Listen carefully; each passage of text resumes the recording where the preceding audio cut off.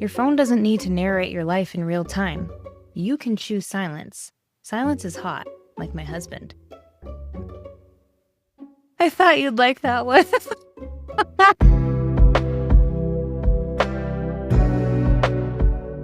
What's up, you beautiful beasts? In this video, we are going to talk about digital clutter, the stress you can't see but absolutely feel in your body every single day.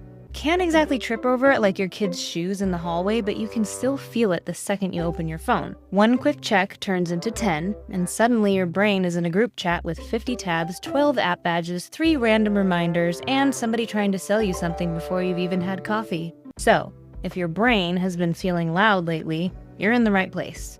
Also, if your phone has ever made you say, "I just opened you 5 seconds ago," welcome. We meet Tuesdays, bring snacks. Disclaimer. The tips and practices shared in Declutter the Beast are for educational and lifestyle purposes only. They are not a substitute for medical, psychological, or financial advice. If your clutter is tied to deeper emotional, mental health, or safety concerns, please consider seeking professional support. Decluttering looks different for everyone. What feels freeing to one person may feel overwhelming to another. Move at your own pace, honor your limits, and choose the practices that best support your well-being. Decluttering is about creating space for what matters most. Take what feels helpful and let the rest go. Digital stress is sneaky. Before we go any further, I want to name something that a lot of humans do without even realizing it's happening. You can actually feel stressed, scattered, or on edge and not even think to blame your phone because it's not one giant stress bomb. It's a slow drip of tiny hits, 1,000 little interruptions. It's the low-grade mental pressure of being reachable, being notified, being updated, being pulled in 17 different directions, even when you're not even doing anything wrong. Like, you're just trying to live and your phone is like, "Hi, emergency, someone liked something, please respond," as if the building is on fire. And the tricky part is that you can feel so normal that you don't even clock it as stress. It just becomes the background noise of your day. You check one thing, and then another, and you never get the mental closed loop feeling. Your attention stays slightly split, even during the moments that are supposed to feel restful. It's like your brain is trying to relax and your phone keeps launching pop-up ads directly into your soul. So, if you've ever thought, "Why do I feel tense when nothing bad is happening?"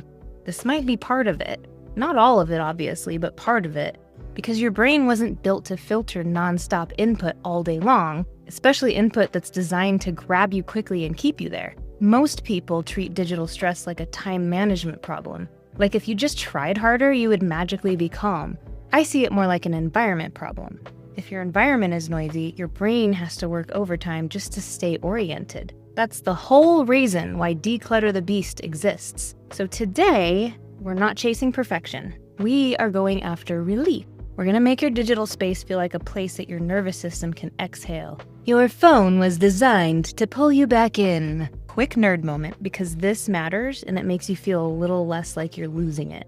A lot of apps are not built to be calm little tools that politely help you check one thing and then go live your life. They're built to keep you engaged because your attention is the product. So they use prompts, frictionless access, and reward loops on purpose. Your phone is basically a cat that knocks your focus off the counter just to see what happens and then stares you in the eyes when it does it. Okay, so here's the brain part. Dopamine is not just a feel-good chemical. It's heavily involved in reward learning, motivation, and prediction. Over time, your brain can start getting that little anticipatory dopamine spike, ooh, I love big words, from the cue itself, not just the reward. Translation. Eventually, it's not even the message, the like, or the new content that pulls you. It's the tiny signal that something might be waiting. That little red notification dot is basically your brain's, "Oh, maybe this time" button. And the red dot is a laser pointer, and your attention is the cat. The dot moves, you follow. Every time. And I know this is real because I've caught myself doing the most unhinged autopilot move. I'll close Instagram, set my phone down, pick it back up, and open it again without even realizing that I did it. Like my hand's moving before my brain even noticed what's happening. If you've ever done that, welcome to being a completely normal human with a very trainable nervous system. And the reason it trains so fast is the unpredictability. Sometimes you check and there's something good. Sometimes there's nothing. Sometimes it's mildly interesting, and your brain learns to keep checking because the reward is inconsistent. And that inconsistency is rocket fuel for habit loops.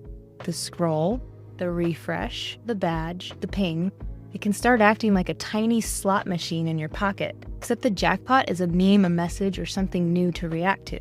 And the house always wins. So if you've ever thought, why do I keep checking this when I don't even want to? You're not broken, you're a human, and you're interacting with systems designed to be sticky, which is exactly why we're about to declutter it and take your brain back. The delete, disable, design method. So I use a super simple framework for this because it's realistic and it actually works in real life, not just in some magical alternate universe where nobody's tired and everyone has unlimited focus. It's delete, disable, design. That's it.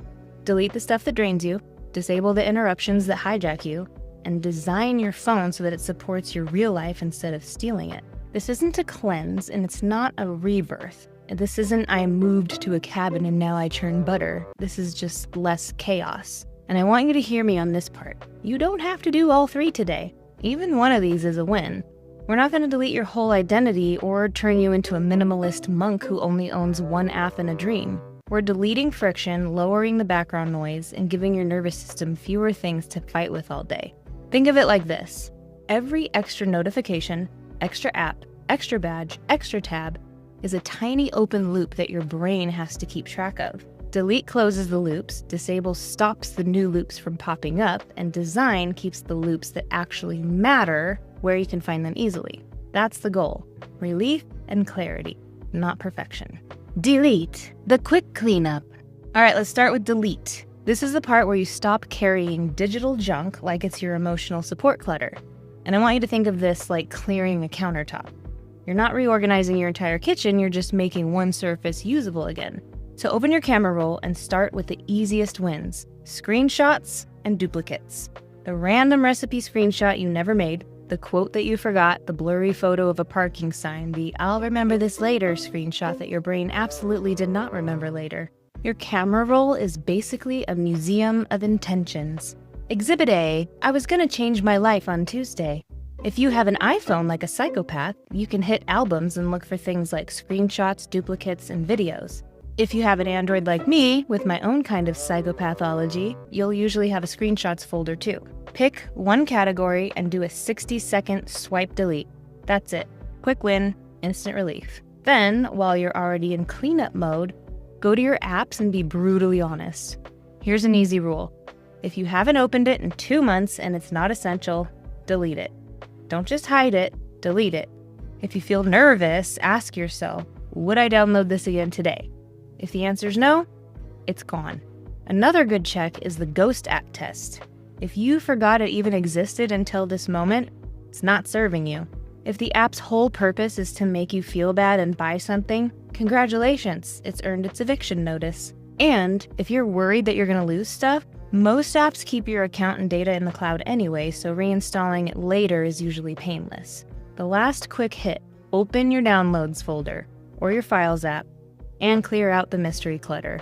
Old PDFs that you never opened, duplicate attachments, photos you saved twice, and those files with names like image 8392, final, real, final, skullcat, kitty, lick. If you want an even simpler system, make 2 folders, keep and decide later. Move anything you're unsure about into decide later and delete the rest. That way, you still get the clean feeling without getting stuck in overthinking. Bless the chaos, thank it for its service, and release it into the void. Disable notifications and interruptions. Now disable. This is where the magic happens. Most of us have trained ourselves to live in reaction mode. Ping, check, ding, check, buzz, check, and every check pulls your attention away from your own priorities. So let's stop letting every app act like it's a medical emergency. Turn off notifications for social media. Turn off breaking news alerts unless your job truly requires it. Turn off app badges for non-essential apps. Those little red circles are tiny stress grenades. They're not your boss. And if this feels like a lot, start with just one app. Just one. Pick the biggest offender and turn off notifications for that first. I promise you'll feel it.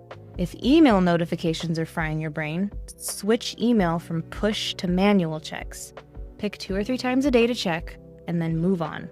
And if lock screen previews stress you out, Hide the preview text so that your phone's not throwing emotional confetti at you every 5 minutes. Your phone doesn't need to narrate your life in real time. You can choose silence. Silence is hot, like my husband. You don't have to be instantly available to everyone all the time to be a good person. Boundaries aren't rude. Boundaries are how we stay mentally functional. Design a calmer home screen. Ooh, that sounded a little phone operator. Okay, now we're gonna design, which is basically you telling your phone, you work for me now. This is where your phone becomes a helpful little assistant instead of a tiny casino that you carry around all day. So take a look at your home screen and keep only the stuff that you actually use every day in real life. Calendar, maps, camera, notes, music, silver singles, farmers only, Christian mingle, whatever it is that's part of your actual functioning as a human. And here's the move. We are making your home screen boring on purpose. If an app is not something you truly need on a normal day, it doesn't get to live on the front page of your phone. Not because it's bad, but because if it's visible, it's clickable. This is you reducing the temptation and decision fatigue without trying to be a different person. You can keep the apps installed, just take them off the home screen so that your phone stops waving shiny objects at your nervous system every time you unlock it. If your phone has focus modes, use those. One for work, one for personal time, maybe one for night. You're basically setting office hours for your notifications. This is the part where your phone learns boundaries, like a toddler. Very powerful toddler with Wi-Fi. Oh, and pick a calmer wallpaper. I know it sounds like a small thing, but it's visual input that you see consistently. If it feels chaotic, your brain gets a tiny cue to stay revved up. If it feels calm, your brain gets a tiny cue of safety every time you unlock your phone. The 10-minute nightly reset. Now let me give you my favorite part, the 10-minute nightly reset. Do you ever get in bed and your brain starts listing tasks like it's doing a roll call? Like, hi, yeah, remember me, that thing you forgot to do at 2 p.m.? This is how we shut that down. At night, close your unused tabs. Delete at least 20 photos that you don't need. Archive or delete random notes and reminders that are no longer relevant. And then write your top 3 priorities for tomorrow in one note. Not 15 priorities, 3. And sometimes I'll actually whisper to myself, dude, I can hear you, but let's talk about this in the morning and get some sleep. Yeah, I call myself dude.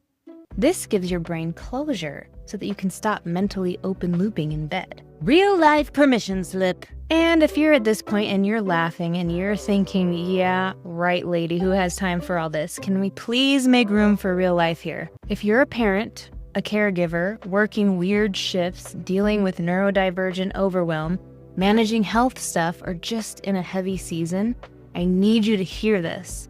You don't need a perfect digital system. You need a compassionate one. Perfection is never the assignment here. Peace is the assignment. If all you do today is turn off 3 notifications and delete 5 apps that you never use, that still counts. Progress counts when it's small, especially when it's small.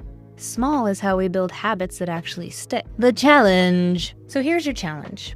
It's not a whole personality renovation. It's a tiny experiment. For the next 3 days, pick one stress cue on your phone and take it away. Maybe it's the red badges. Maybe it's notifications for one app. Maybe it's moving the scroll apps off your home screen. Just one change. Then pay attention to what happens in your body. Do you feel less twitchy? Less pulled? Do you check less without thinking? That's your data. Think of it like science. You're not failing, you're collecting evidence. You are a researcher in sweatpants. If you want to make it even more concrete, do this. Tonight, set a 10-minute timer and do a mini reset. Close your tabs, delete 20 screenshots, put tomorrow's top 3 priorities in one note, 10 minutes. You don't need to overhaul your entire life to deserve relief. And if this video felt like a deep exhale for your nervous system, hit subscribe. I post more realistic, non-diet culture, real-life health content like this, and I'd love to have you here because you deserve a calmer digital home. You deserve a quieter brain. You deserve systems that support your healing, your focus, and your peace. Less noise, more intention. That is how we keep unveiling the beautiful beast within you.